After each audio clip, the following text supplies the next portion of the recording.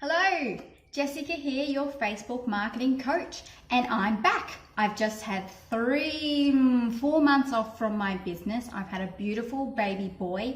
His name's Oliver. And this week's tip is all about momentum, because over the last 4 months, when I wasn't continually working on promoting my business, the leads and inquiries dropped dramatically.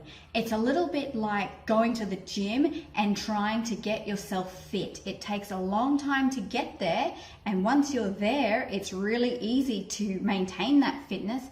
But the second you go on holidays, the second you stop eating well, the second you stop going to the gym, your fitness just drops. And it's a little bit like that when it comes to promoting your business online or anywhere, in fact. But the good news is that, like getting fit, it's never too late to start, and it's never too late to start again. So moving forward, every week I'll be giving you access to a freebie, and this week's freebie is all about the tools and tips that I use in my business to save me time and accelerate my momentum. And if you'd like a copy, please visit my website. It's jrmedia.com.au and go to the blog section. There you'll be able to access this list of tools for free.